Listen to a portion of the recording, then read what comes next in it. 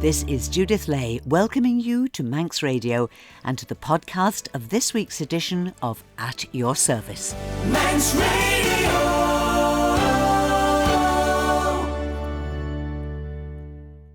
I'm very fortunate to be able to say that there's never any shortage of guests to welcome or topics to explore on this programme. But I'm also aware that over the years we've featured some truly inspirational visitors whose message is still as fresh and relevant today. So, from our Sunday morning archives, today we'll be listening to priest and author Rev'd David Adam, who was Vicar of Holy Island when he visited us here in 1999.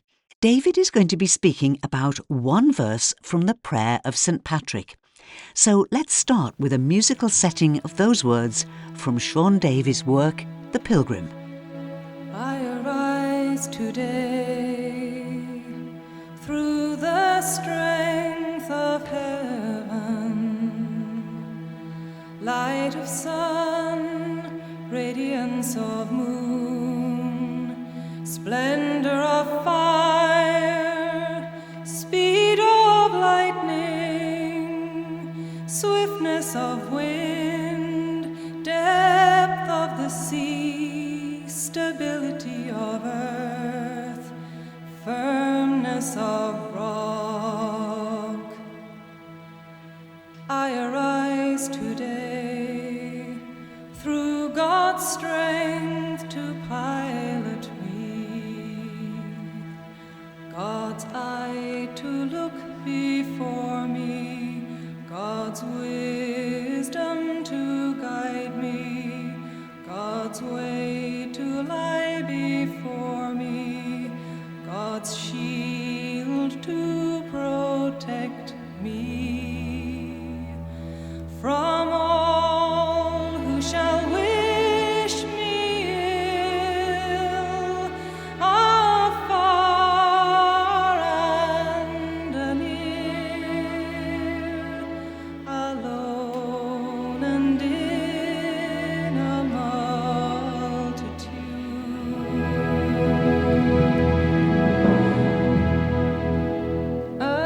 Against every cruel, merciless power that may oppose my body and soul.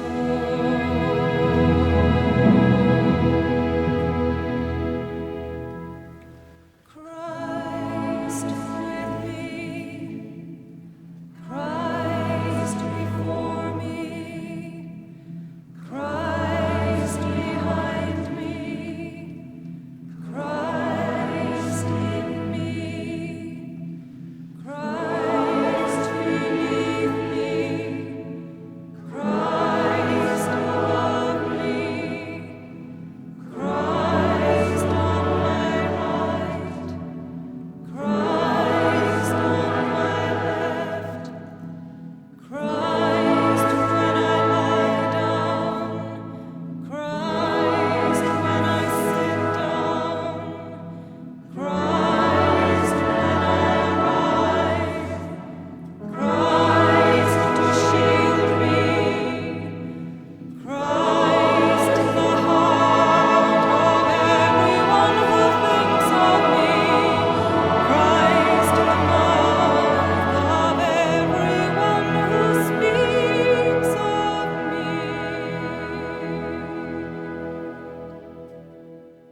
David Adam was born in Alnwick, Northumberland.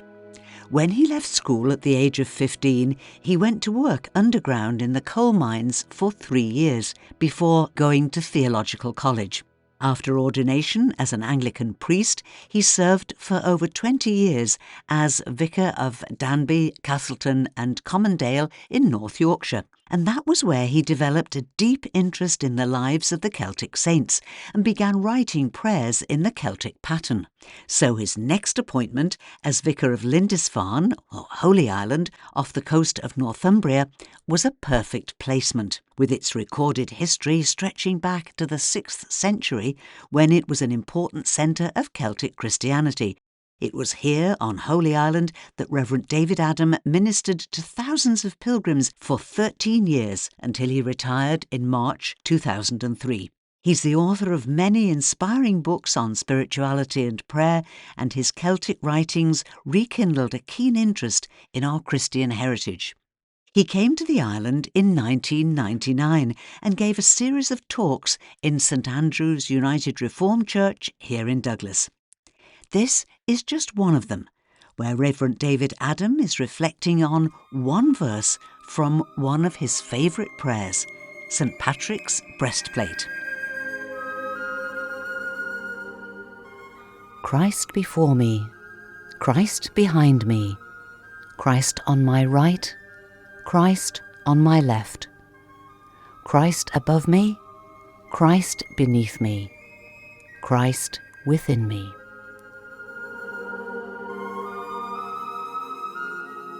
St Patrick's Breastplate it's one of my favourite prayers, perhaps because if you go to Dublin and read in the oldest copy, it says in the front, pray this prayer every day and no harm will befall you.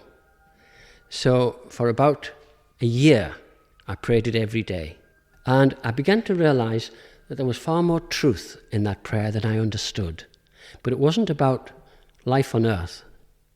It was about how eternal we are. We meet Christ in other people. You can't take God to anyone. It's an important thing to learn. You can never take God to anyone. You can help them to discover the God that is with them and within them. You've got no more of God in you than they have in them. But you might need to help them to open their eyes, their ears, their hearts, to be aware of that great mystery and wonder which is actually theirs. Can I take you through St. Patrick's prayer? I'll take you through the last verse, because it's ever so easy. Christ be before me. I wonder what's going to happen next year. I wonder how you're going to cope. Lots of questions like that. I know who will be there. And this is what you've got to learn. No matter where I go, what I do, I know who goes with me and who will be there. For God is there, the God who goes before. And the God who goes before has gone through the hells of this world. Betrayal, desertion, agony of body, mind and spirit, crucifixion, a church that misunderstood him, a state that manipulated him. You know, you could go on. He's been through it all, and he's there. He's always before us. Wherever we go, we'll not be alone.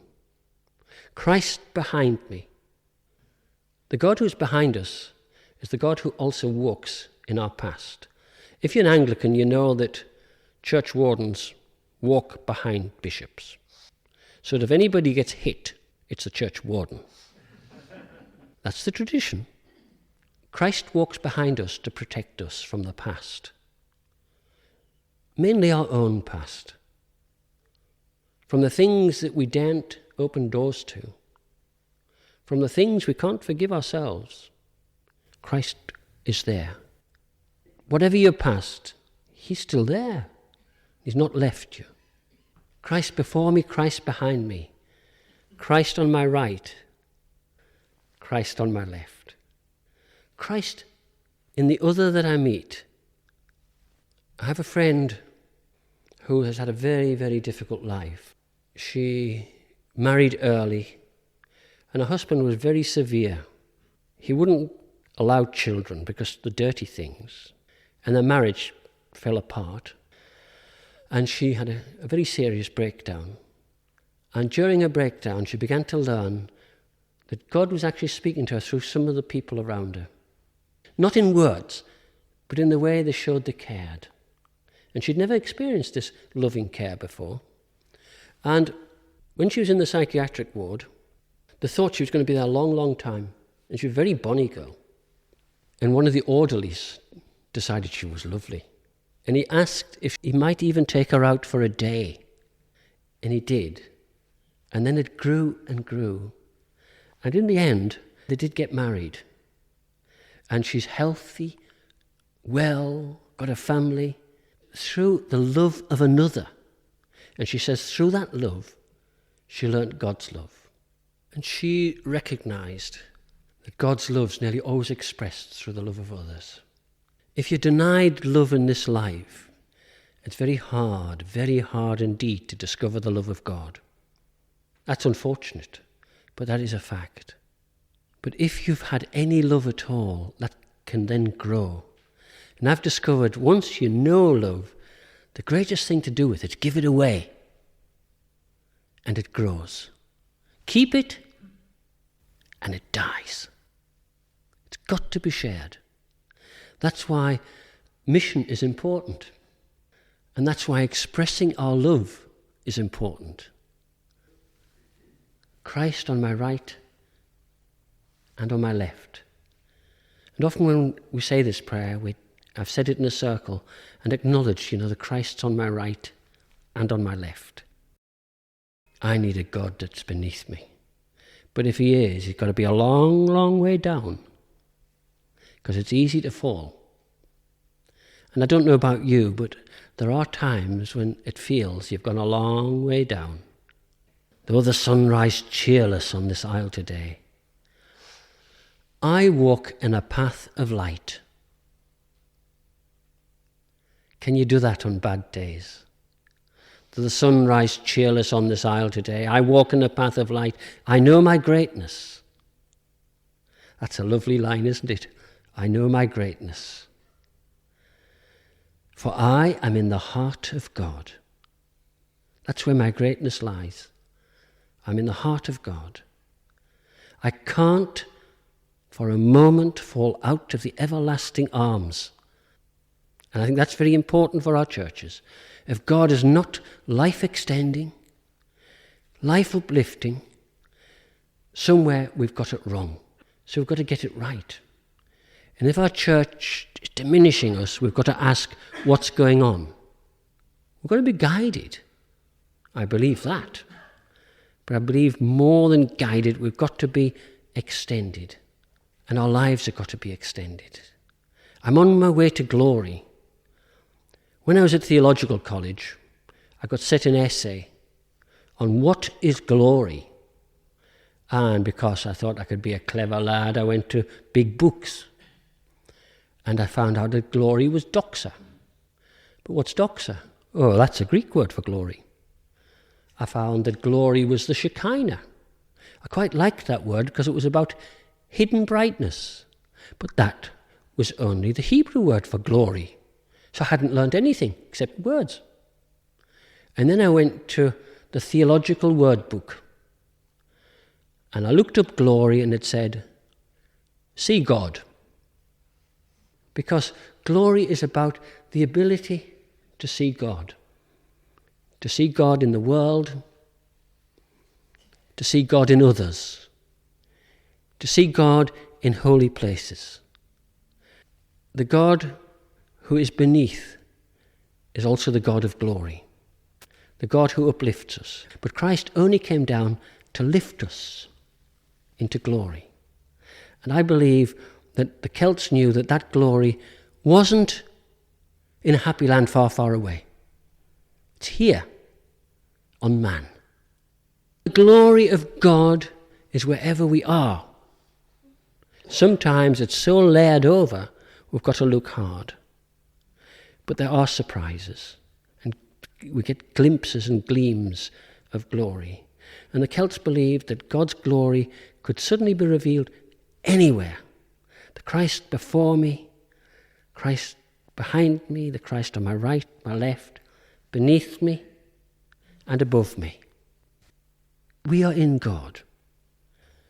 It's really terribly important for the church and the people of this age to discover that. When I have a retreat on Holy Island, I buy all these clergymen who come, dressed up in their cassocks and looking very serious, a little seaside bucket. And I say to them, I've got a job for you. Go down to the sea and bring it back. The clever ones go down more than once, of course. But what they bring back is so small to what's out there. So I say, go back immerse your bucket in the sea. And that's what we are like. Totally immersed in God. Far, far bigger than us. And it's a wonderful message. The God who's about us and within us. Shorten it, because you can't maybe remember. It's circle me, O God, keep light within and darkness out. It's not manipulating God or people. It's not making anything happen that isn't already real and there. It's opening me up to realities. That's all. If God's far off, you've got to ask yourself who moved. It's not God. So can I suggest you learn to affirm your faith? You, Lord, are in this place. Wherever I am, so I just say, you, Lord, are. You actually exist. And this God who exists loves me. And that is a big prayer, because it acknowledges a presence. It acknowledges that prayer is real and it's directed at a living God. Christ be with me, Christ within me, Christ behind me, Christ before me, Christ beside me, Christ to win me, Christ to comfort and restore me, Christ beneath me, Christ above me, Christ in quiet, Christ in danger.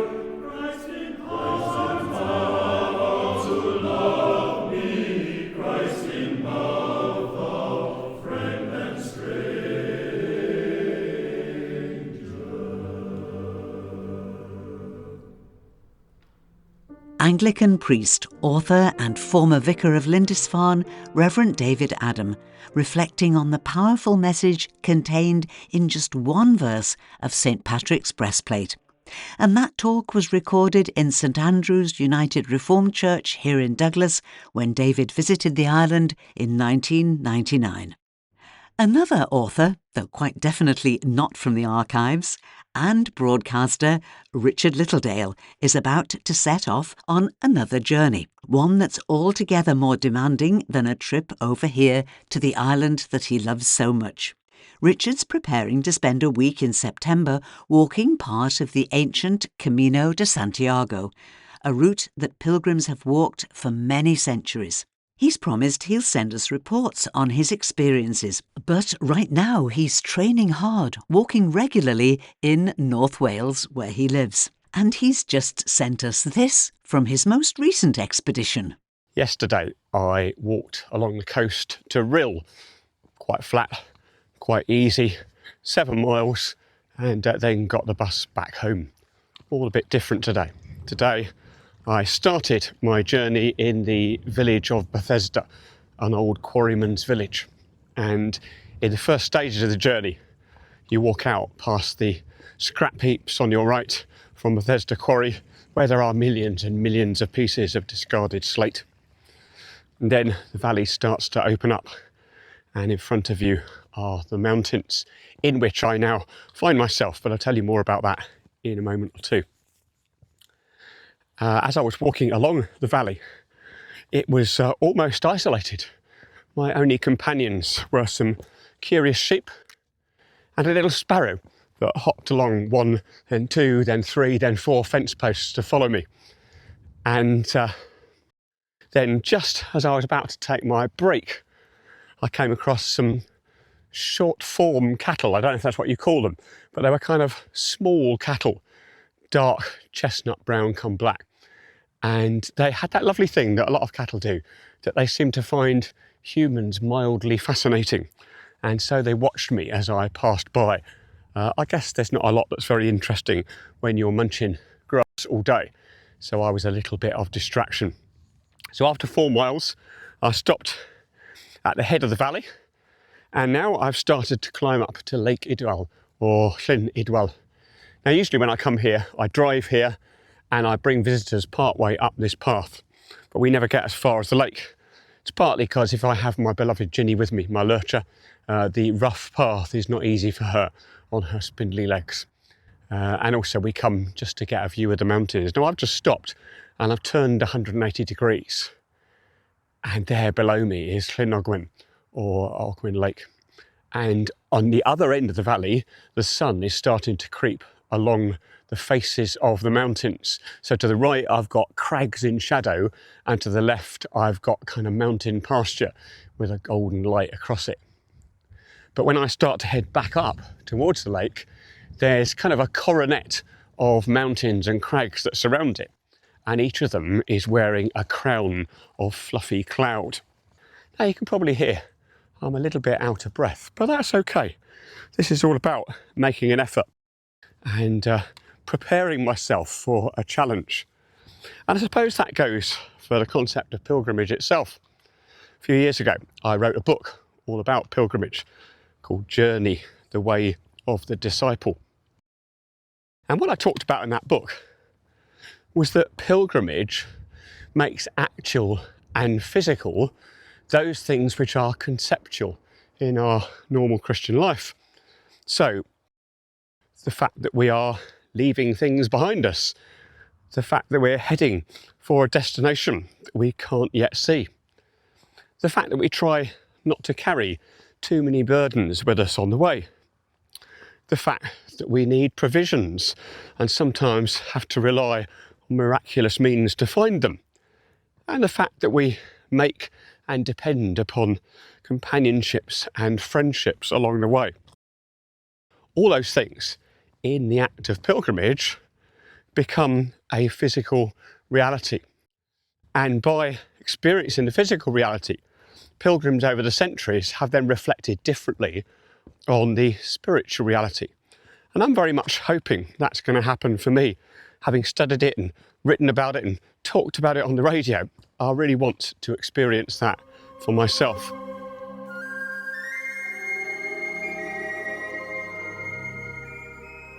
Christ, rising in glory, scatter the darkness from your hearts and your minds. Christ, the risen and ascended Lord, scatter the darkness from this world, and the blessing of God Almighty, the Father, the Son, and the Holy Spirit be upon you and remain with you always. Amen.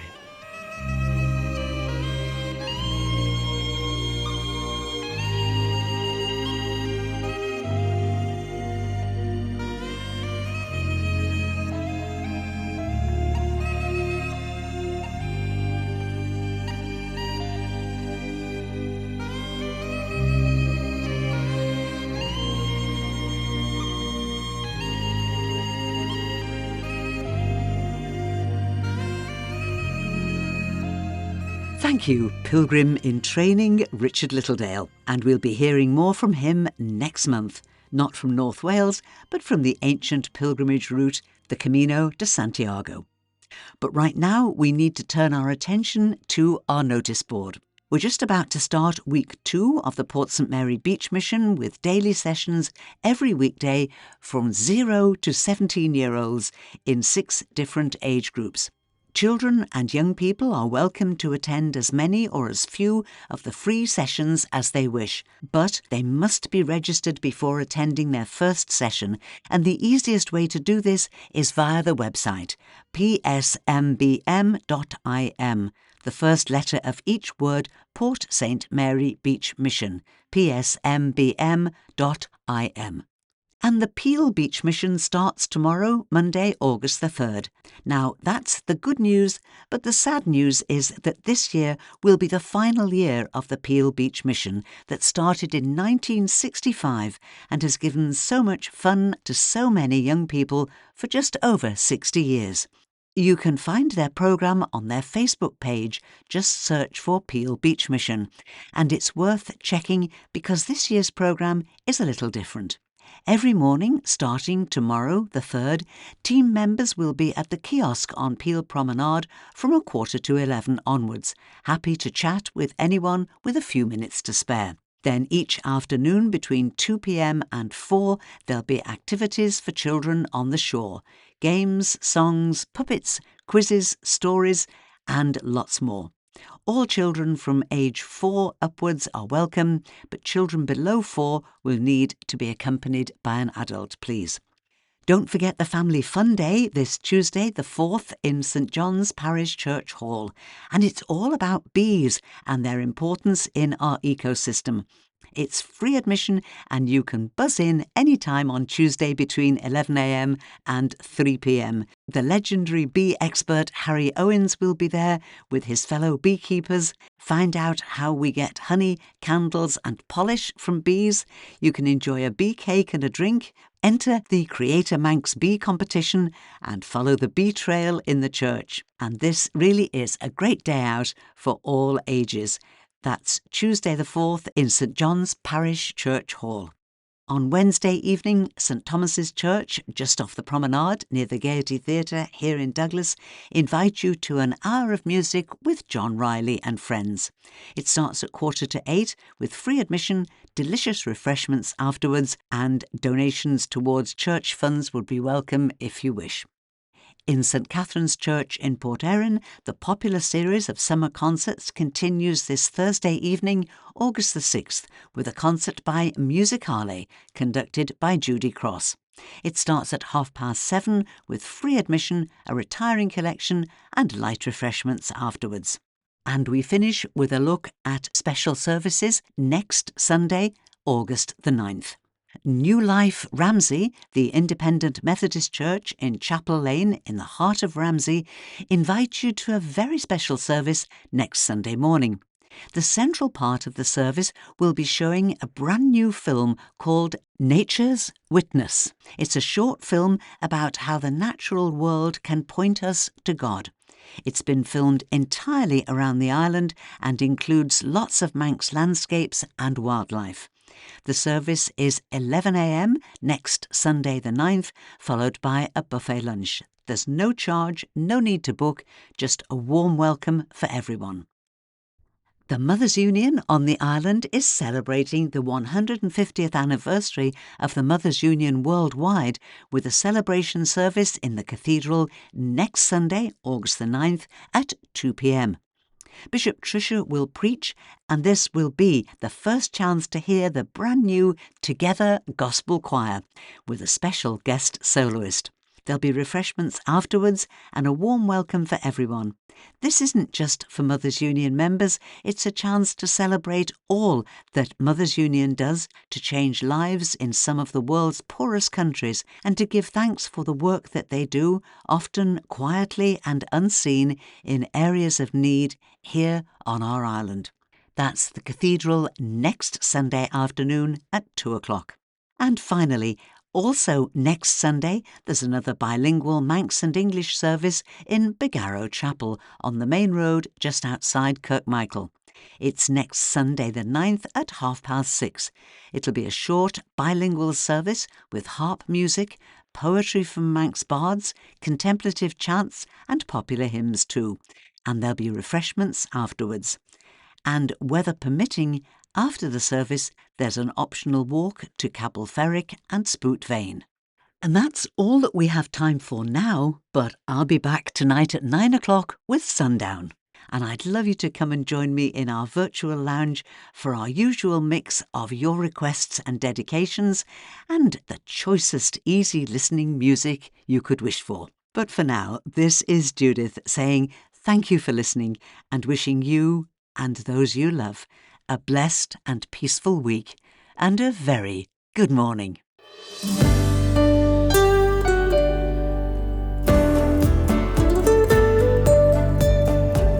The Nation Station, Manx Radio.